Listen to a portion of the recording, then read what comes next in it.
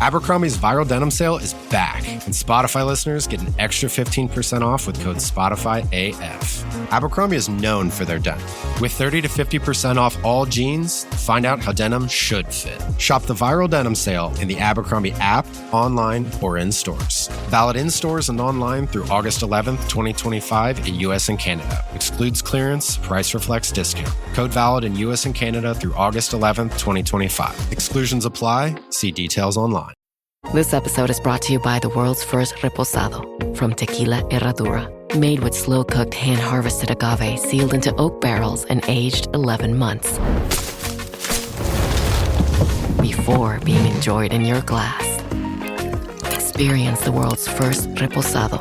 Tequila Herradura. Please drink responsibly. Responsibility.org. Tequila Herradura. 40% alcohol by volume. Imported by Brown-Forman, Louisville, Kentucky. Herradura is a registered trademark. Copyright 2025 Brown-Forman Corporation.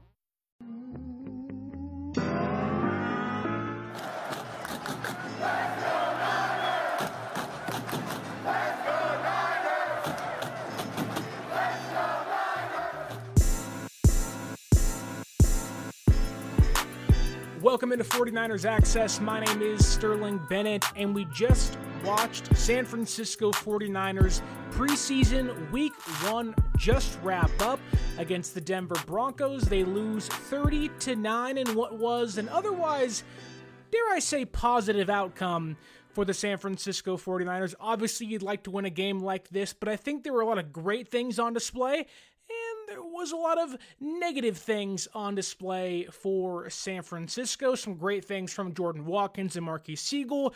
The offensive line may be a work in progress, and much, much more. Going to get into all those things as we recap the day and the game from the San Francisco 49ers tonight. Don't forget to like, share, subscribe on the audio podcast. Leave it that 5-star audio review. And let's dive into San Francisco 49ers preseason week 1 against the Denver Broncos. And let's start things off with some small notes I have on the day, because I think there's some notable things that transpired off the field before the game even started, but we have to mention before we get into the actual game itself. The Titans, Los Angeles Chargers, Atlanta Falcons, New York Giants, and New Orleans Saints, on top of 2 CFL, Canadian football teams, had scouts in attendance. Maybe there could be a signal of trades coming with somebody, or they're scouting a player in case somebody gets cut. So keep an eye on that as the preseason weeks progress. Also, Jauan Jennings, his agent Drew Rosenhausen, was in attendance tonight. Could there have been a discussion for a new deal? Who knows? Albeit Kyle Shanahan did confirm the injury is real, folks. And the conspiracies. Jauan Jennings' injury is real. He had it last OTAs, had it this OTAs, and has it right now during the preseason. So there's no more, it's a money grab or a money pool. It's a real injury. They are concerned about his calf going forward. And Upton Stout, I think one of the biggest indications we got before the game began of Upton Stout's spot on the depth chart was, why isn't he playing? Is he hurt? Is he this team's starting nickelback? Well, we got confirmation from Kyle Shanahan during postgame that Upton Stout has a minor tweak in his calf. He's calling it calf tightness. Again, that's a little iffy, but Upton Stout did not play due to calf tightness tonight, so keep an eye on for that. Furthering the injury updates, Richie Grant has a knee issue. He will miss probably the next week of practice, maybe even preseason week 2 against the Las Vegas Raiders. And then Mykel Williams is confirmed to not have injured his knee in a severe way. He has a hyperextension and should be back in the next few weeks or so. When I get to the YouTube chat, Niner Goat 16 says Alfred Collins looks terrible, slow, and unathletic. We'll get into Alfred Collins, this team's second-round pick, a little bit later in the show. Niners Throwback, how you doing? He says, hit that like button, faithful, and subscribe. And then Lori Matthews out there in Phoenix says, we didn't get the game here in Phoenix. Thanks for catching us up on everything. Lori, I have so many notes right in front of me, and we're going to get into literally the nitty-gritty from preseason week number 1. Starting off with your first comment, maybe Mac. Let's start things off with McCorkle Jones himself, because San Francisco started this game off incredibly well. Like, Mac Jones looked like he had played in this offense for a decade. It was boom, boom, boom, 3 for 3, 62 yards, marched downfield, had a big 50-yard pass to Jordan Watkins in the first drive of this game, and they scored a touchdown. And it was like, okay, this offense looks fine without all the starters. Mac Jones looked pretty good to begin the game. Unfortunately, despite some good plays, the pass to Jordan Watkins, the the play action bootleg to Demarcus Robinson with the player in his face, Mac Jones had a hot start. Didn't finish that way, though. Finished 1 for 4 the rest of the way for a total of 4 for 7 and only had 74 yards with 1 interception. That said, I liked what I saw from Mac Jones tonight to a point of, I think, we already knew this, but he's this team's quarterback too by a lot, seeing as to how Bradley and Mordecai played tonight, which was just atrocious in every single way. But I like what I saw from Mac Jones. He looked like a previous number 10 to don the red and gold a couple years ago in Jimmy Garoppolo. He looked fluid. He looked consistent, albeit didn't end well. But I liked what I saw from Mac Jones. It was kind of the same thing you saw during training camp. There was some check down stuff, but to get him in the pocket, his offensive line didn't do him any favors. But with what he had to work with, I really liked what I saw from Mac Jones today. That said, I don't know what the quarterback 3 conversation is like behind the scenes, but Mordecai and Bradley cannot make the roster. They shouldn't be on the practice team. My God, both those guys were utter garbage through the entire game. Carter Bradley, brother, should not even be playing in the NFL. Tanner Mordecai was trying to be Brock Purdy and doing spins and jukes and throwing picks, and it was like, holy hell. Like, you're fumbling, pulling the ball back. It was like, this is like quarterback 5 and 6 stuff. My God, it was really bad. I think San Francisco, albeit shouldn't spend too much money on the position, does need to find a better third-string quarterback because neither of those guys deserve to be on the football field. I would cut both guys tomorrow and find somebody else. I'm not sure if Mordecai being cut early in the week and coming back in the week, maybe that may have cost him some, but it just was a terrible, like, the offense was stuck in the mud for a variety of reasons, but quarterback was a big reason as to why that was the case. Just a terrible display of quarterbacking from Bradley and Mordecai. I'm not one to call for somebody's job, but Carter Bradley has no business being on an NFL team on the field. Just bad all the way around. Just throwing right to linebackers, like gunning the ball in there when the guy's right in front of you. Like, there's no touch. It's simply this hike, step back, and fire. Sometimes that works. Like, you want the ability to uncork the football when you have to. Carter Bradley is a loose cannon, literally. It's all cannon, and it's inaccurate, it's high, it's low, it's behind. Even his completions were behind receivers. They were getting hit immediately after. I know in this world with Brock Purdy and Mac Jones being your quarterback 1 and 2, it shouldn't matter that much, but my God. Like, that was a disastrous display of quarterbacking from Carter Bradley and Tanner Mordecai. With how many injuries this team has on the defensive line, the offensive line, secondary, and receiver room, I'd find 2 other guys. Like, it was just terrible out there. I'd go re-sign somebody else, go find somebody else, because I'd rather have Quintus Cephas as the receiver 11 getting reps in training camp and during practice and preseason than watch Tanner Mordecai and especially Carter Bradley take up reps. Now, I get it. You have to have 4 quarterbacks if Brock's not going to play, but my God, find somebody else. Like, these guys, like, it hinders the offense because, 1, these guys cannot operate the offense, not even to, like, a mediocre degree. Like, this offense was held in the mud, held back. The offensive line wasn't great. The running backs weren't great. The receivers weren't getting open. All that's true, but these quarterbacks couldn't even hit guys that were open. Carter Bradley was throwing behind guys. Jake Tunges was wide open for 25 yards, and he threw behind him, and he almost dropped it because of that. So I'm hoping they make a change because I don't think Kyle or anybody, Clay Kubiak, anybody should be appeased with that display of quarterbacking today. But let's move on to the running back room, which I thought it's always hard to assess running backs in preseason and training camp, especially when you don't have your starting 5 offensive linemen out there.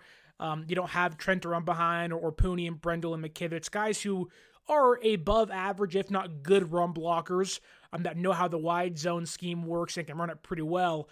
So I think the running backs were fine. The worst one was clearly Amir Abdullah. 4 carries, 20 yards, 1 fumble, got hurt. I don't think he'll be here for very long, but I was really impressed with Cory Kiner on the day. I thought he was the most explosive guy in the backfield. He was, in the very few lanes he had to run, was finding space, was fighting for room, and I think did show enough where someone went down like it currently is, Garendo and Jordan James. I think Cory Kiner was having a fairly nice day for San Francisco. He had, 10 carries for 45 yards on the day, which, knowing what he had to work with, that's not that bad. It really is not that bad. I thought he was decisive in his runs, and again, with having no holes to run through, I thought was a good running back for San Francisco. Probably the most explosive guy in that backfield today. Patrick Taylor Jr. was fine. He's not going to give you much speed. He just knows where the hole is and he goes there. But I really can't assess them too much because the offensive line was not good. And you're not running behind the starting 5 who will hopefully open up more space for you, because the Broncos played a lot of their starters tonight on offense and defense. So to see the second-team offensive line struggle wasn't surprising, but to just know there wasn't much room to maneuver for the running backs, I think, makes it hard to kind of assess where they're at or how good they were. But Cory Kiner certainly a standout for me out of the backfield. That brings us to maybe the most, I don't want to say polarizing, but certainly the most eye-catching position on the field today, that being the wide receiver room, especially on offense, because the defense was a whole different animal. I thought, and let's start with tight end Jake Tunges. He is fighting for that tight end 3-4 job with Braden Willis. I think Jake Tunges, what he doesn't bring as a blocker, he does bring as a receiver.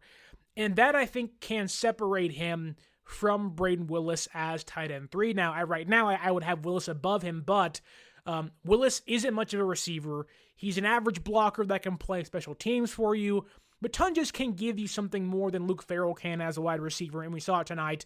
Had a handful of catches, pretty reliable target out there for the 2 quarterbacks behind Mac Jones. Then Russell Gage didn't do much. The offense as a whole really didn't do much, but he had a couple of catches for about 3 or 4 yards. Probably wasn't the day the receiver room wanted to have against this defense. The biggest play of the day for them by far was Jordan Watkins, who had a 50-yard reception in the first drive. And I don't know about you, but it was like, oh my God, like this is awesome. He's taking it from practice and OTAs and training camp and joint practices now into games. And the excitement level was certainly there. It was a good catch. There was a DB draped all over him. He fought through contact to get the football. And it was like, yep, that play also seemed to be the exact same play that they hit Trey Lance on, that Trey Lance and Danny Gray on against the Packers a couple years ago when they were both in San Francisco, which, funny enough, Jordan Watkins coming in to be a deep threat and do what Danny Gray couldn't do when he was in San Francisco. So a big play there. I didn't think Jordan Watkins had the best game. Certainly a rookie game for him, which isn't too surprising. It's his first NFL game ever. You're playing against a pretty good Denver Broncos defense. I thought they tried to get him involved later in the game. A couple of end arounds for him, which it was okay, and I think that's a route where if Jacob Cowing will miss time, which he seems like he'll be back by, if not this week, certainly next week. He has a workout tomorrow to hopefully assess where his injury's at with his hamstring, but it did seem like that Jordan Watkins, for all the good things he did, the big deep catch, display of speed, the catch where I think it was Carter Bradley playing quarterback, where the play was behind him, he leans back, catches a football, and immediately gets drilled. That's a great play. You have strong hands, you get drilled, you hold on to the football. Those are 2 good things. However, timing was a big issue tonight for a player like Jordan Watkins. The big one was the interception by Mac Jones. It didn't seem like he knew where to break his route off. He didn't come back to the football. Albeit, I'm not going to be as hard as Tim Ryan was on him, saying he's got to come back and do all those things and play defender. I don't think he had the chance because of where his route was cut at.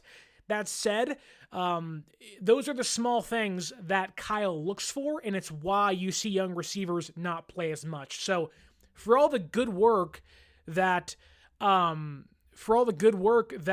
Watkins did tonight with the deep, the deep catch, having good hands, it did feel like that the small things that we overlook as whether you're a journalist, you're a broadcaster, you're a YouTuber, you're a content creator, you're a fan, we overlook that Watkins, the timing was off, which certainly it's also on Mac Jones too.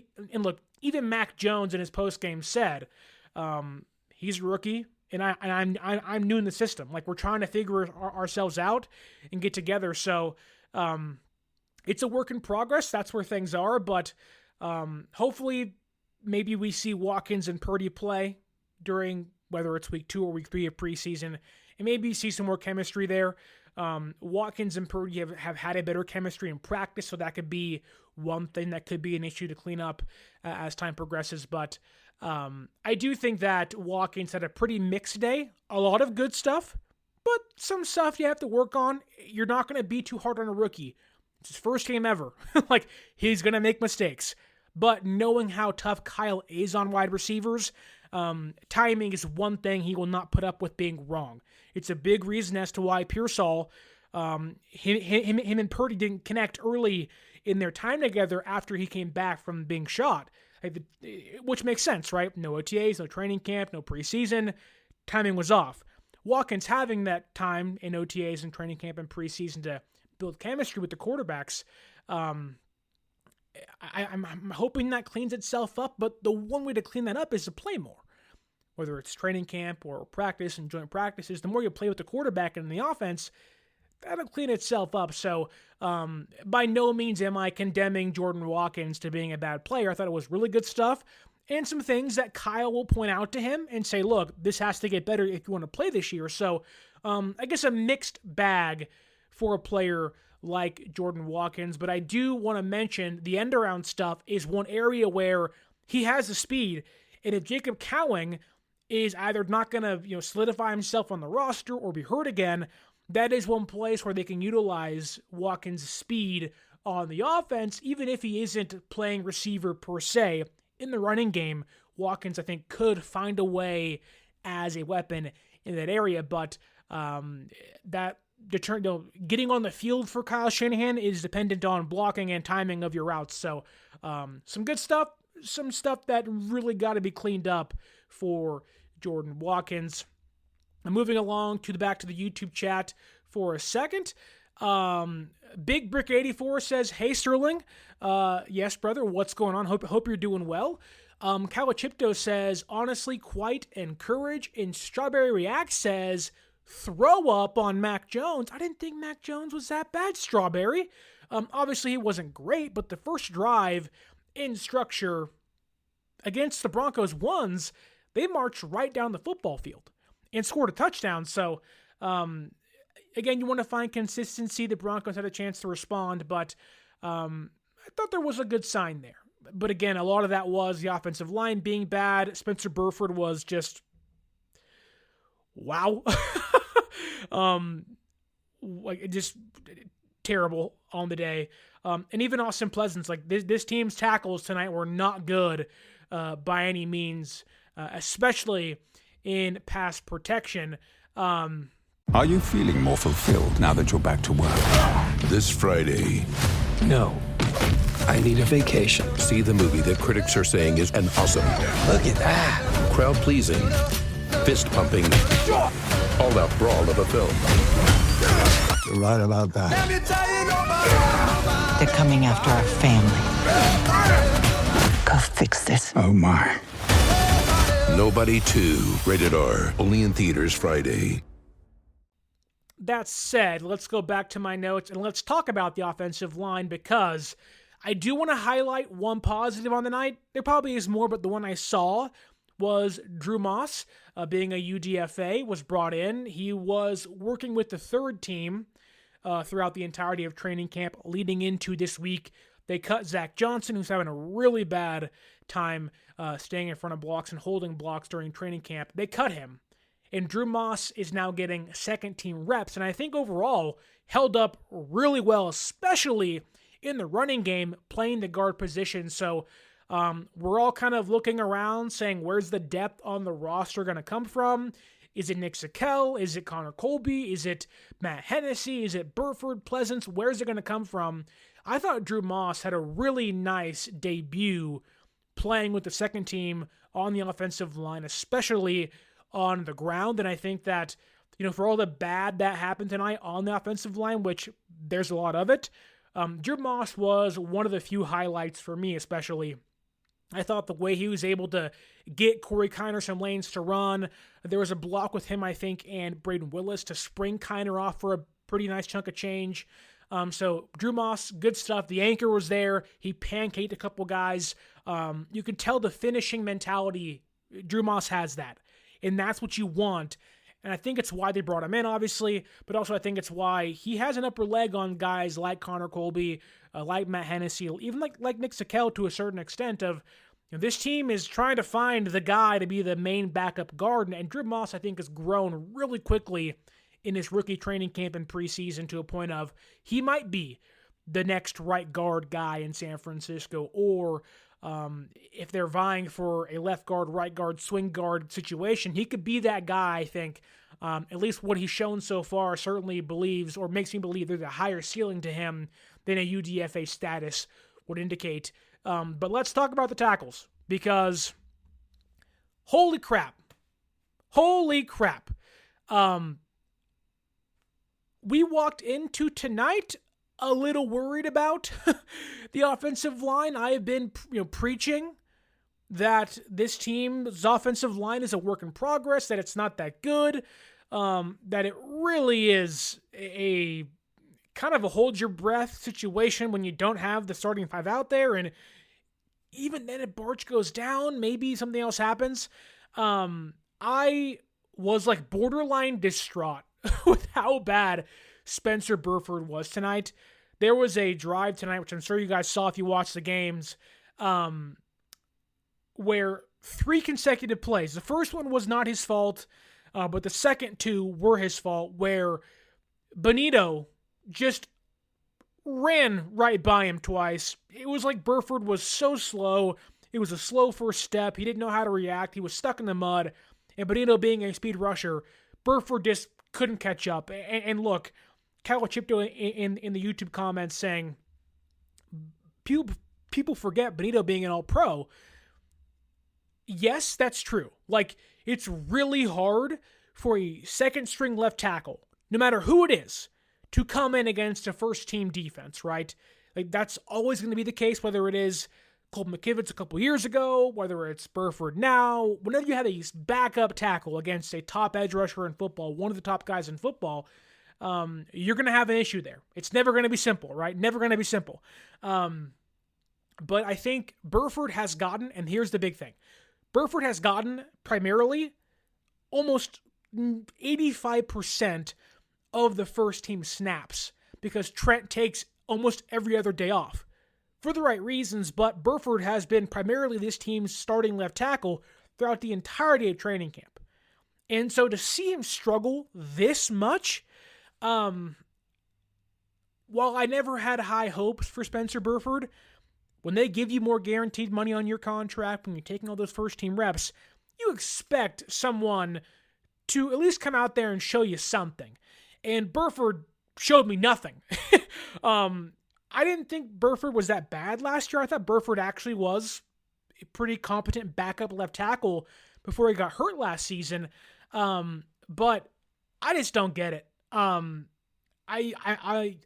think Burford can grow and bounce back next week. I think maybe just a speed rusher like Bonito is not a good fit against him. You can clearly see Burford is probably more set up to be a denser tackle, right? Absorb the anchor or absorb some power from a edge rusher. Whereas Bonito having speed and his boom, boom, one move cut and he's in, a rip and pull or a spin move or a swim move, like he's just one step and gone, getting around Burford with ease. That to me is the struggle. Where you're not, like, I'm not super worried if Trent goes down for any time, but I think San Francisco's in a place where they are going to have to lean on Burford to be the backup, but also Trent's probably going to go down at some point. I do think that Burford belongs playing guard, and I would not mind him playing left guard. He's not a quick tackle. He can't get out in his first step easy. He can't get out in his stance easy, which is why he was a guard coming out of college, or at least he was transitioning to guard his first year with San Francisco, played some right tackle, but he's just too slow to play tackle at the NFL level. And to see him go against Bonito, you get him against some top speed rushers in football. Like, funny enough, I think I'd be okay if he was playing against Jared Verse, who Verse is phenomenal, but Verse is a more powerful, going to use his strength more often than not, edge rusher. He can do more, but I think Burford could fare well against the archetype of a Jared Verse over a Bonito, because Burford can be a dense, kind of strong anchored left tackle because he has a guard body where you're inside, you're trying to absorb these big defensive tackles up in you, where at tackle against a speed rusher, it's kind of a match made in hell for him, and it showed tonight a couple times. So not pleased there. Even Austin Pleasance on the right side, better than Burford, but still I thought there was some issues for him. There was a couple of plays where he just got beat again, and it's like, man, Pleasance really is on the depth chart the third guy. So I think a lot of us are hoping that Andre Dillard comes back this week, which he should be back soon, hopefully. And if you can get Dillard back, that does give you some depth. However, Dillard's always hurt. And I think that, you can also kind of toss in the fact that if you have George Kittle out there, better blocking tight end, like, if you transplant Burford or Pleasance from the second team onto the first team, they're going to have more help, better tight ends to help block. Like, it'll be a better unit to hide those guys. But, Farrell wasn't great tonight as a blocker, which is the reason why he was signed. He missed Bonito on a chip block big time. Didn't pick him up again later on the exact same drive in which Burford got beat twice. So Luke Farrell has had a really bad training camp and not a great preseason debut. So bad stuff there. Just bad blocking all around from the offensive line. I just felt like I felt bad for the quarterbacks and the running backs. Nowhere to run, nowhere to throw. No time to throw. Like, every snap, the quarterback is running left and right, trying to find some space. But I think San Francisco may be trying, not to call people out, but there are some people in the community that are saying, like, they need to go make a trade for a backup left tackle or a backup guard. No team is getting rid of quality depth offensive line on August 9th. No one's doing it. So this idea that San Francisco, or if they do that, you're paying a high price. So I don't think San Francisco has the option to go add other guys. They may try to, but I don't think they are in a place to add other guys. They're cutting and they're re-signing guards and tackles every single day. So I think that they're banking on Dillard being brought back via the injury, and hopefully he's healthy. And I think that, they're in a spot where it's uneasy, and it's their own fault. They didn't address it in free agency. They didn't address it in the draft, even though they tried to and they wanted to.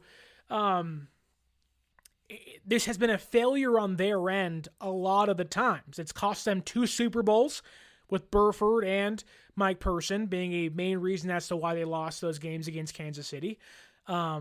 And I think that they're in a place where they don't have much room to maneuver.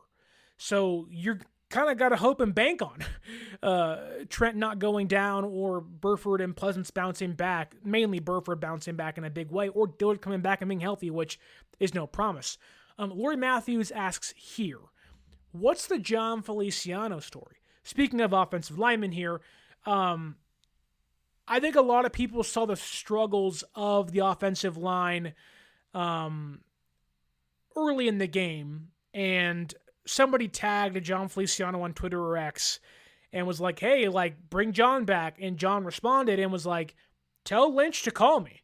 Now, Feliciano has been pretty open about trying to get his body ready to come back this year, but he probably wouldn't want to come back until later in the season. At least that's kind of what the indication was earlier in the offseason. So Feliciano would want to come back. He's openly talked about wanting to come back. I don't know if that means come back to San Francisco, but I think if someone goes down, let's say Ben Barch gets hurt or Pooney goes down, but they're not going to bring back John Feliciano to be a backup guard. He can't play tackle. He's not going to be a backup center. He's going to want to play. So I think that if John is to come back, you are looking at someone else getting hurt, which Barch has been hurt plenty of times, but I think he's just more a big fan of the team, obviously being here for a year, almost won the whole thing with us, but I think he's just more so a big fan, wanting to help, and just kind of being honest of like, they can give me a call. But let's move on from the offense because it was a drag. The defense scored more points than the entire offense did outside of the first drive of the game, which is just crazy to think about, that the offense was that putrid on all three levels, receivers, running backs, offensive line, and I guess all four levels being quarterback too, that the defense outscored the offense outside of that first drive of the game for the next three and a half quarters or whatnot. So let's go to the defense, because that to me was the highlight of the day. The defense for me was really fun to watch. Last year's defense was a slog. It was boring. It was just hard. It was hard to watch all the time. There was no aggression. It was misplaced aggression, mistimed aggression, the same plays over and over again. The opposing offenses clearly knew what was coming against. It just was bad. Like, Nick Sorensen was so bad. And then you see in one game, Robert Saleh being back, what it should look like. The aggression, the double-sided blitzes from a linebacker and a nickelback. Like, man. Like, tonight, you saw what this defense should always look like. It's what it used to look like under Saleh and DeMeco Ryans. Some of that was there with Steve Wilkes, but none of it was there last year with Sorensen. And Robert Saleh brought back the energy, brought back the aggression, brought back the playmaking. And yes, they got 30 points put on them, but the offense was so bad, they were on the field all the time. Like, they got a safety. They had they were shutting Bo Nix down. And it's like, to see this defense without Nick Bosa, without, Fred Warner, without Malik Mustafa, without Richie Grant, without Renardo Green and Lenore, all those guys come out there and essentially shut out Bo Nix and company for, quarter or whatnot. That was a great sign. And it was like, you can tell they have the right coach in place, which we already knew this, that could get the most out of guys you wouldn't expect to see plays from. And there is no bigger example of that. And I've already seen so many comments in here. Robbie439, I see you're already asking comments. Chase Lucas. My goodness, Chase Lucas. Have the best game of your life. Why don't you? And I have this all broken down from defensive line, linebackers, and cornerbacks, but we're going to skip ahead to Chase Lucas because maybe outside of Marques Sigle, Chase Lucas was the player of the game. What a great performance for a guy that was on the practice squad last year, brought in to be a special teamer. We'd all kind of written him off of like, yeah, he's a depth guy, not going to make the roster, this, that, and the other, but holy, my goodness. That was awesome to watch Chase Lucas, and he played the entire game. Quarter one with the second team defense all the way down to the last play of the game. He was out there, and he flashed in every single aspect of the game. As a tackler, as a blitzer, as a run defender, on special teams, in coverage, he did it all. It was a tremendous performance, and he honestly may have been the best defender out there. Denver had a whole different level of defensive play because our offensive line couldn't block anybody, but just a guy that was making plays everywhere, that was causing the quarterbacks to be frantic and knocking balls down. What a tremendous game from Chase Lucas. For even myself, didn't think he'd make the roster. I'm not saying he's played himself into making the roster, but you can clearly see Robert Saleh values him and sees him as a guy that can play and as a weapon, where Sorensen did not whatsoever. And you saw it today. 3rd and 6, they do a double blitz. Here comes D. Winters. Bryce Huff gets pressure on the same edge as the blitz. You always love to see that. That in itself is good. Then out of nowhere, here comes Chase Lucas running out Bo Nix, causes the intentional grounding, boom, gets the safety. And it's like, that's how you, as a defense, 1, create pressure. But 2, that's how you force the offense to make mistakes.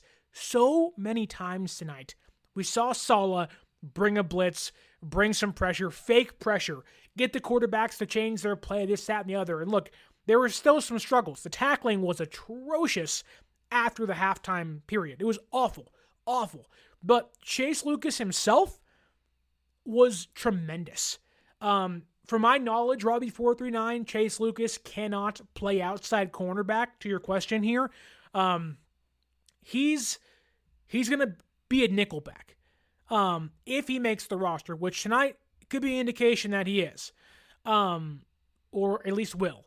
I think that, one, I will point this out where, like, Stout's making the roster, Lenoir's making the roster, but I think Chase Lucas may have jumped Trey Brown on the depth chart, at least for nickelback. I think that Trey Brown, who I think had a really good beginning to his time in OTAs in the beginning of training camp, has slowly kind of faded down the depth chart, where Dallas Flowers is out there playing outside cornerback, Darrell Luter Jr. is playing outside cornerback. This episode is brought to you by Netflix. Becoming the most valuable sports franchise in the world doesn't happen without risk. A man who's willing to bet it all, and the players ready to make their own luck. America's Team, The Gambler and His Cowboys, is the story of the 1990s Dallas Cowboys and Jerry Jones's impact on NFL history. Featuring interviews with iconic 90s players and more. Watch America's Team, The Gambler and His Cowboys, August 19th, only on Netflix. And Trey Brown, who was once playing with the first team defense, was playing with the third team defense tonight. Whereas Chase Lucas is playing with second team defense, third team defense, fourth team defense, however many teams they got on defense now because they have so many people out there. Chase Lucas has jumped him for the nickelback job, certainly. And I think he just brings something else. He brings you special teams and nickelback versatility. He's not going to bring you the inside-outside stuff, which may lead to Darrell Luter Jr. making the roster. That said, Trey Brown wasn't terrible tonight. He forced a fumble. He had a big run stop on 4th down to force the ball back into San Francisco's hands. So there was some good stuff there. But Chase Lucas, like, the intensity was there to fit a solid defense. The instincts were there. He was reading the plays right. He knew where to be. Just like enough praise cannot go Chase Lucas's way without overreacting to the preseason week 1 game against the Broncos. That said, Trey Brown again, forced a fumble. He did some nice things, but you can tell Chase has jumped him on the depth chart, especially at nickelback. I don't know if we would have seen Lucas have the same impact had Upton Stout been healthy and playing. That said, when guys are out, somebody's got to step up. Chase Lucas stepped up and may have earned himself a spot on the roster if he can continue this in practice and whatnot. But a really, really strong day. But let's stay with the secondary for a second because I do want to get to Dallas Flowers. Up and down day for him. He was a return guy for a little bit. He also got cooked by Trent Sherfield with like 30 seconds left before halftime on a deep touchdown. It wasn't bad coverage by any means, and it was a phenomenal throw by Jarrett Stidham, but can't have that happen if you are Dallas Flowers. So some bad stuff there, but I do think that if he's playing with, Lenore and Mustafa, there are things to clean up for sure, but he had a pretty nice tackle for loss to force a third and long earlier in the game. It was a mixed bag for Dallas Flowers, who has his first in-game action since he ruptured his Achilles. I think that's what happened with him in the Colts, but a mixed bag, not a terrible day, but not a great day by any means. Probably more negative than positive, but don't mind seeing what I saw. That said, Darrell Luter Jr. Whoo-wee. You want to talk about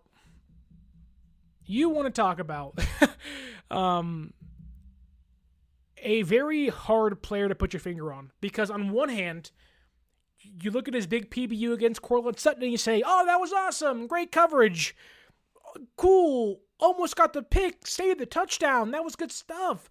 He also doesn't bite on a pump and go double fake by Denver and forces the Broncos to throw it short, which leads to a third down.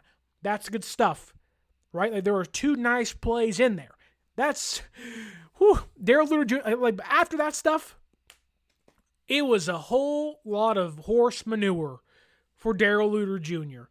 I know he's been hurt off and on. I know that, he's trying to make the roster. He's pushing and pushing it. And it is a good sign. He was working with the first team, second team defense tonight over Trey Brown, who has done that a lot during training camp and joint practices. But there were so many things you just can't have happen tonight from Darrell Luter Jr. He didn't secure the edge over and over and over again. Plays off coverage on third down when it's like 3rd and 4, it's 3rd and short, and he plays off coverage. What are you doing? You have safety help behind you. Use it. And then he blew probably one of the most egregious plays of the day, maybe outside of the Flowers touchdown, but that was good enough coverage where you don't mind that. You don't love it, but you don't mind it. But the worst play of the day by far on defense, maybe outside of Nicholas Martin getting his cleats spun off of him, was Darrell Luter Jr. just leaving his zone to cover, and you have 3 guys towards the middle of the football field in the end zone, and he's sitting there looking back like, my guy's wide open, and you have 2 guys looking at him like, what are you doing? So that's mental things, and you're hoping that Luter Jr. can clean those things up and all that stuff, but there's just been some issues with him that I don't know if the mental part of the game is there for him, and I'm not sure if he lasts much longer. I have said he's probably going to get cut or traded, but with Trey Brown playing poorly, at least in camp, and being dropped on the depth chart, I don't really know what's happening there with him. But Darrell Luter Jr., not a great day. There were some good things, but overall, not a great thing. Busted coverage assignment, not holding on to the edge. It just frustratingly bad for him because he has the body archetype. He does flash at times, but a very poor day for a player like Darrell Luter Jr., which I hope he would grow because I think they like him a lot. He was a 5th-round pick. They talked to him over and over and over again. They were infatuated with him coming out of the draft, but he just doesn't seem to have it. And sometimes you got to cut bait. This may be the offseason to cut bait with him or trade him away. You had about 6 teams there in your stands scouting your players. They want Darrell Luter Jr., give us a backup tackle. Give us a guard. I don't know, something. Give us a 6th-round pick. I don't care. Give us something back for him, and you can take him. That said, going to the safety position, no Richie Grant, no Jair Brown, no Malik Mustafa. That gave us Jason Pinnock and a lot of Marques Sigle tonight, which Jason Pinnock had, I think, a rather poor game, in my opinion. But there was some nice running plays. The coverage was fine. But I do think that Pinnock had a quieter game, wasn't making plays as much. over pursuing some plays, which in the first preseason game, you don't mind as much. Guys are amped up, but as the game progresses, you want to clean those things up, which Pinnock didn't play much after the halftime, so he didn't get to do much there. But San Francisco had a lot of busted edges tonight, and you saw guys chasing the ball carriers down, which one of those guys was, I think, again, maybe the best or second best defensive player for San Francisco, was Marques Sigle. That first half for Marques Sigle was probably the best first half of the night, not for Chase Lucas. No interceptions, mind you, no takeaways, but just being around the football consistently, making plays, being able to make up ground when you miss a tackle to go then chase down the ball carrier. That's big. The effort was there.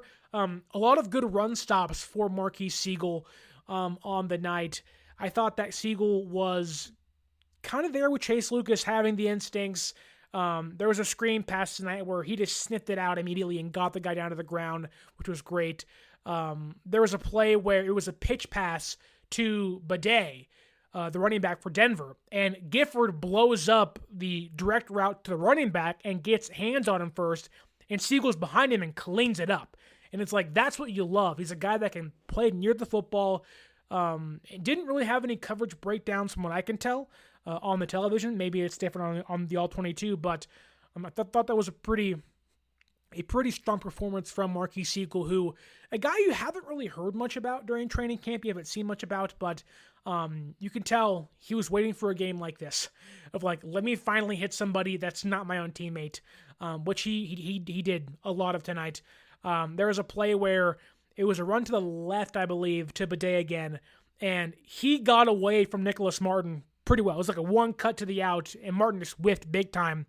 And you saw Sigle and Bethune swarm right after it and bring him down. So a lot of good things as a tackler and run defender from Marques Sigle tonight, the rookie safety from Kansas State.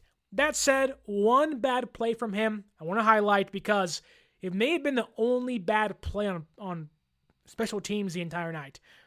It was a good punt by Thomas Morstead, high in the air, hang time, gives his guys a chance to get downfield.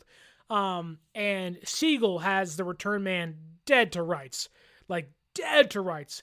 Misses the tackle, big whiff. The guy runs 25 yards downfield. So, amongst the 5 to 6 good plays he had, one bad play, but that is the lone bad play from him. And funny enough, the special teams unit was actually pretty good tonight. And we haven't said that often for San Francisco, but Brant Boyer's group was looking competent for once. Jake Moody makes his only PAT attempt the entire night, which that's great to see. Also, tonight was one of the reasons as to why I assumed they weren't going to keep 2 kickers during the games, because you just can't predict what your offense does. You don't get to line up kicks freely, so seeing Jake out there, no pressure, he makes the PAT.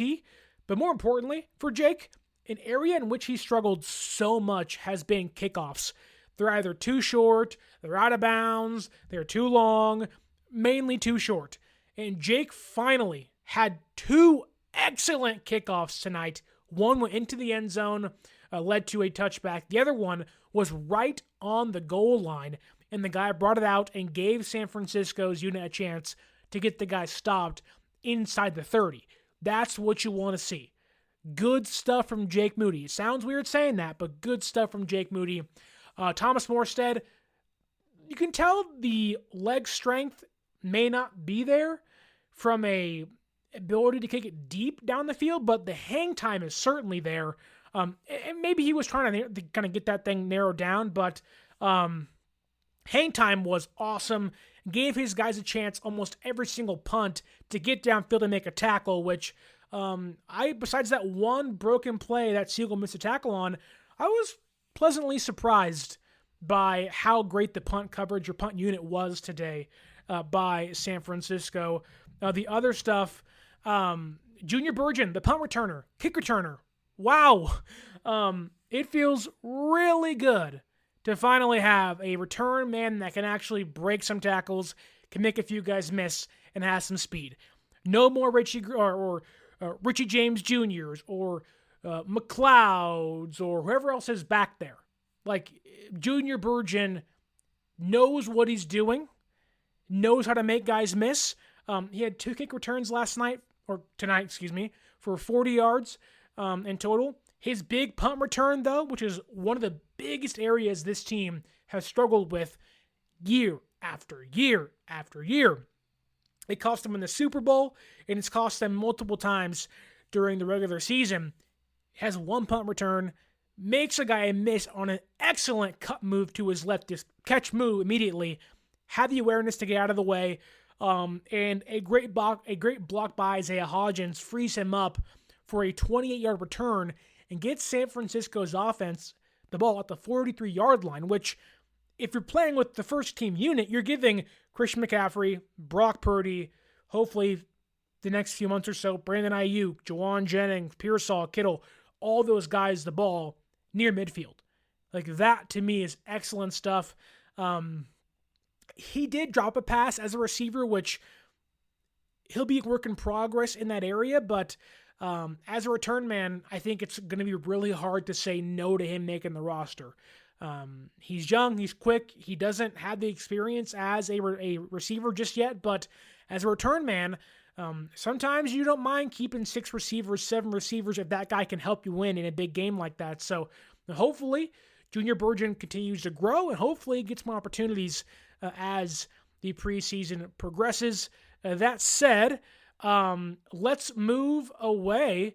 Papa J. Not sure if anyone notices, but Sterling has got some notes.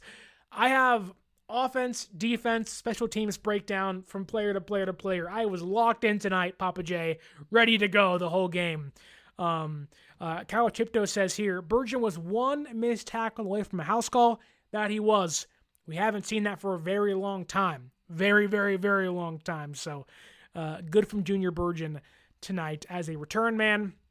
But let's move things back to the defense's front 7, because this was a polarizing group. Already seen some comments about Alfred Collins in the YouTube chat, but I thought that Nicholas Martin had a very wild game tonight. I don't know how many missed tackles he had, but it felt like 20. He was spun, juked, out of his shoes. He was decleated, and he wasn't even touched. He is a chicken with his head cut off on that football field. And it isn't a bad thing. But I hope you guys now understand what I said when he was uncontrollable chaos. The dude just runs around everywhere, wild, free. He's almost like you're playing defense on like college football 2026, and you're not a great tackler, and you're just diving everywhere trying to make plays. That's Nicholas Martin. He has the speed. He has the strength. He has the instincts. He knows where to be. He just isn't, again, he's not controlled enough to make the play. You got to rein him in. Like, he's there. He just isn't finishing the job. And I think he's pretty far off from playing football games this year for San Francisco. Maybe on special teams he can get on in there, and maybe the more he plays, he'll learn. Obviously, he missed almost the entirety of last season with the ACL injury, so there is that to kind of mention here with him. So maybe he was too amped up for tonight, but a lot of missed tackles. That said, you love the mentality, you love the speed, you love the aggression, but rein him in, and he can hopefully grow as a player. But I thought Tatum Bethune had a really nice night tonight. There was some struggles there, especially in coverage at times, but he made some plays as a run defender. He had an excellent third down tackle early in the game to stop Bo Nix and the Broncos' first-team offense from getting a first down and continuing their drive. That was good stuff. Didn't love what I saw from Jalen Graham. Didn't think he was great tonight. And then Stone Blanton, he's a slower guy, bigger body linebacker that's not going to do well in coverage, but he forced a fumble tonight in the fourth quarter, so some small stuff there to kind of point to and say that's good. Other than that, you didn't see much from D. Winters. Luke Gifford was okay. I just don't think he has the speed you'd want to play on this defense. Like, you'd rather have Martin's speed. But Gifford knows where to be. He's a veteran. He has the instincts too. So Gifford's not going to play much barring injury, but I do think that like you do like Gifford and probably Bethune over Nicholas Martin right now. He's just too chaotic, where I think he needs a lot of time. But with time, sometimes diamonds are made. So a lot to like from him. But again, he just really needs to kind of sit down and like almost breathe. Like, he's so amped up. It's like the guy from Anger Management back in the day with like Adam Sandler and Jack Nicholson, where like he's a big Knicks fan and he's like, he has it on the radio, he's like yelling and screaming and like, oh my God, like all that things. And it like, calm down, breathe. And he calms down and he breathes and he's okay. He's like, goose, ba, ba, ba, goose, ba, ba, ba. And he calms down and he's back to normal. You want to calm Nicholas Martin down, or at least you want to just steer him in the right direction, because he's just so crazy and chaotic. But let's talk about the trenches on defense, because a lot to get into with the trenches. Some smaller names, that being Sebastian Valdez, I think is starting to catch some eyes and ears. He was on the second team defense tonight, which was good to see. Had a really nice run stop, chasing down the ball carrier. Not sure who it was. It may have been Bidet or McLaughlin in the second quarter before halftime. He also shot the gap in the fourth quarter and got a sack. So there is some nice things to see. He's short. He's stout. Just don't pour him out, please, because he's got something there. And I think in a defensive tackle room so open to be kind of maneuvered around with and guys released or dropped and brought up and all that stuff, Valdez is starting to gain some traction in that room. And if guys miss time, a.k.a. Kevin Gibbons going to miss some time, Valdez, I think, can give you something. I'm not sure what it is, but he's got the ability there with some speed and some power. So a good showing by him tonight. Robert Beal Jr., not a great game from him. There was some nice stuff. He had a sack. He flashed some speed. There's also a play where C.J. West beats a double team and forces the ball carrier to the outside. Beal's there waiting for him and brings the tackle in. That said, other than those two plays, didn't set the edge very well. He missed a couple sacks. He had the guy on. He missed some tackles too. I think that Beal, with how thin the edge rusher room is, like Bosa, Huff, Michael once he comes back, Samo, who's out right now, and Yeturgos Matos. Gatorade is the #1 proven electrolyte blend designed to hydrate better than water. So you can lose more sweat and raise your game. Gatorade, is it in you? Maybe I'm missing somebody else, but like he's probably going to make the roster just based on how thin it is. But he's that guy you just really don't want to see out there.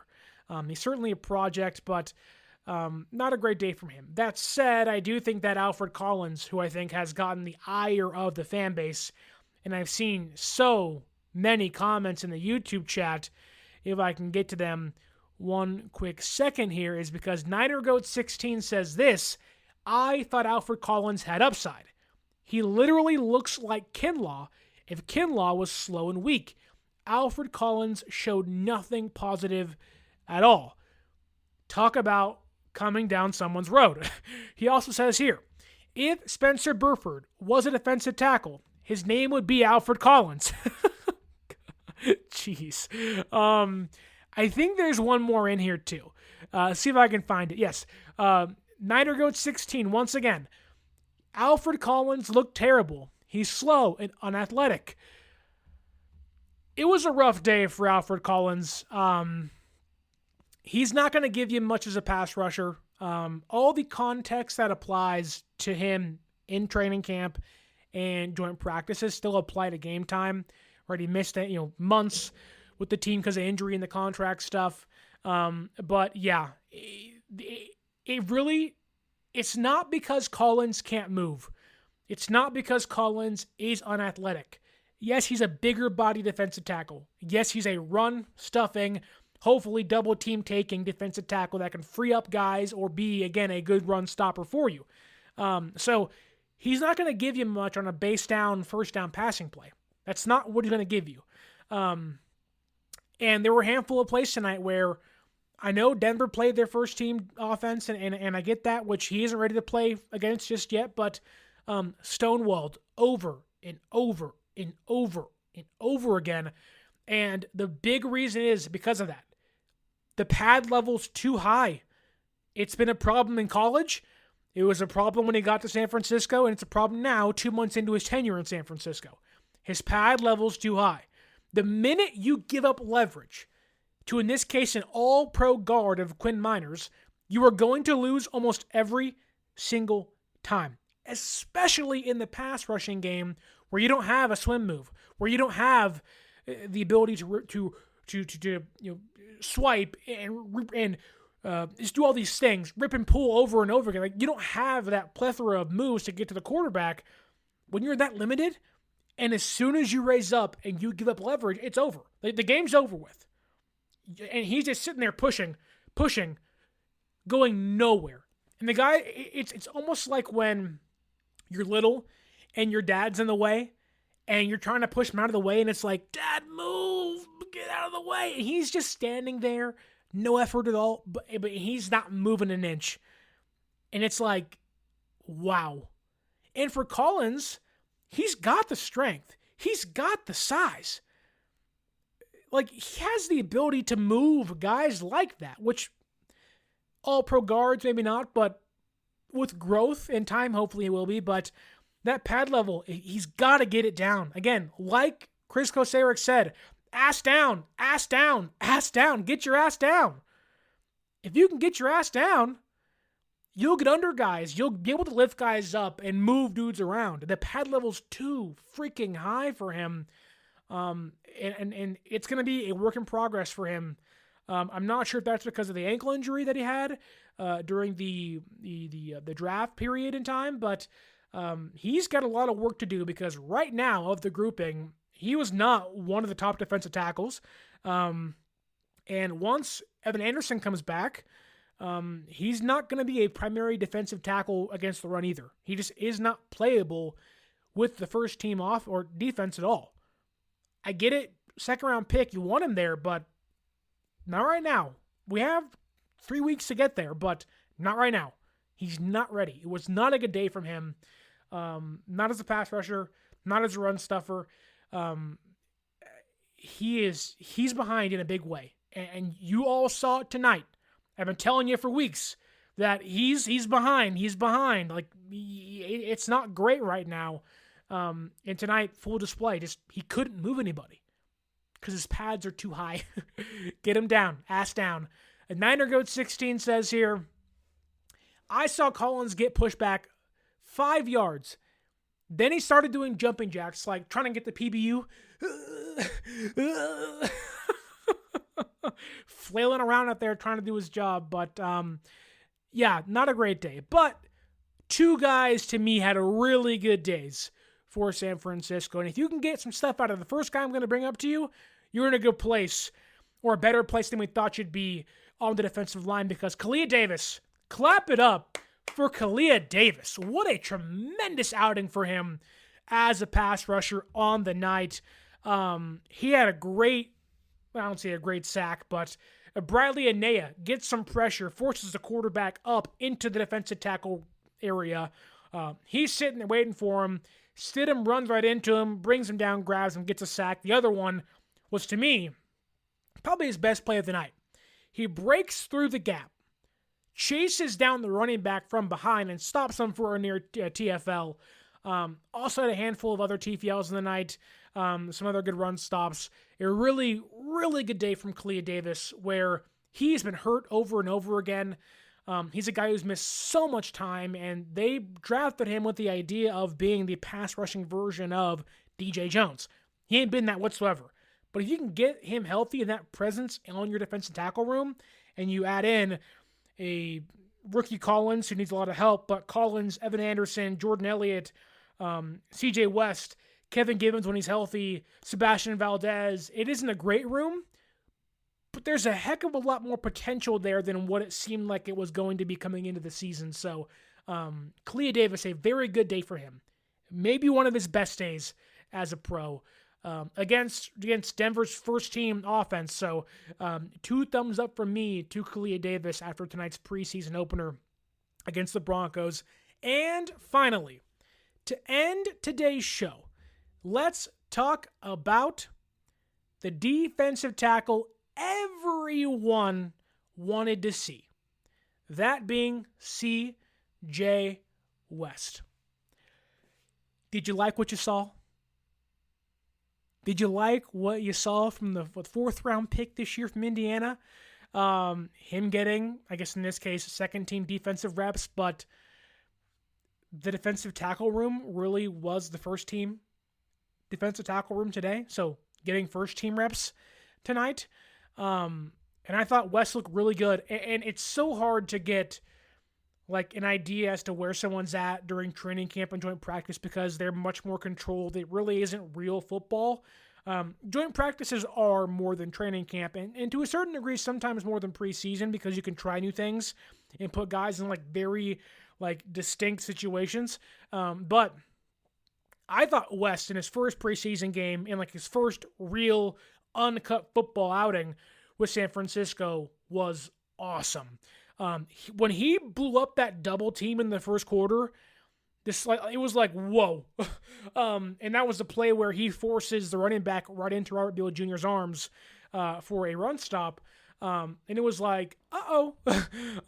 Like, that was awesome. Like, he beats a double team, gets through the offensive line, and still, makes a play. So that was like the burst, the strength, the relentless effort he has, where one of the big issues and the big differences in West and Collins is the effort after they lose the first rep. Now, West hasn't lost much, mind you. But when he does lose, he continues to fight and fight and fight and fight and fight. Whereas Collins gets beat, okay, it's over. It's over. Because he doesn't have the moves and the speed to do it. Whereas West, if he gets beat, he's scrapping and fighting and moving around like, get me out of here, get me out of here, get me out of here. Because he wants to get to the quarterback. Relentless effort. Like, that's C.J. West. And he showed tonight. Beats a double team, gets through the pocket, forces the running back to his right into the teeth of the defense, gets a stop. And then later in the game, later, either way, doesn't matter. They do a stunt, and he takes up the double team, freeing up Kalia Davis. And you're like, we didn't have that at all last year. And we're doing that in the preseason against all-pro guards and a pretty darn good Broncos offensive line altogether. West taking up the center and guard, freeing up Davis to go around to get the sack. It was like, heck yes, brother. Heck yes. Like, that is what you want. And Davis had 2 sacks tonight, I believe. Good run stop. West, really did all the dirty work to get that sack for Davis, which is like what you got to have on the interior. Papa J says it perfect here. C.J. West is a game changer. C.J. West changed tonight's game, albeit his preseason, and they lost by 21 points, but when he was out there on the football field, he was a game changer. Like, there's a reason why myself and others have been saying this guy was the better of the 2 defensive tackles. He was going to be the best pick they had the entire draft. The dude is showing off. Now, we didn't see Stout. We didn't see Micah Williams, and hopefully those guys come along against the Raiders next weekend. But West was really good. And we got more things from Marques Sigle and Jordan Watkins and Junior Bergen. Like, this rookie class had a pretty good day overall, with Martin and Collins having the worst of the 2, but just some promising things where the box score tells you one thing, they lost by 21 points, and the offense wasn't great by any means, but the defense, Saleh back, how is it going to look? All the questions are on the defense. I don't have a lot of questions on the offense. You have Kyle Shanahan. You have Brock Purdy. You have Christian McCaffrey. You have George Kittle. You're going to hopefully have Pearsall, Jauan, Ayuk, Demarcus Robinson, and more guys like that with the offensive line in place when it's healthy. But the defense kind of holds the key to their season. Health and defense. That's the two big things for them. And the health has been a problem, which isn't great, but nothing too serious thus far, so that's good. But if that defense was solid back in the building, and all these rookies can play up to their abilities and play kind of above their skis at times, like it's promising stuff. And tonight, to me, showed me more positive things than negative, where my mind starts to wonder as to how good could it be. I'm not going to overreact, but Sigle was awesome. Playmaking free safety. West, game-changing defensive tackle. Martin and Collins will get there eventually. Watkins had a pretty nice couple of plays. Bergen, return man, awesome. Like, so many positive things. And once you add in the whole first-team offense, and you get Bosa and Warner and Lenore and Green and Stout out there and Mustafa back, it's like, whoo! The blood's flowing. Saleh's popping veins. Shanahan's calling plays. And, like, we're back, baby. So a good first day. San Francisco does lose 30-9.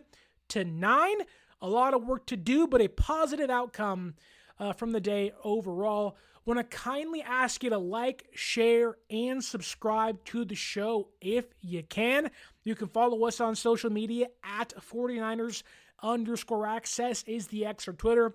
49ers.access is the Instagram. You can also use our promo code 49ersaccess, 49ERS, ACCESS at SeatGeek.com to save yourself $20 off your first purchase.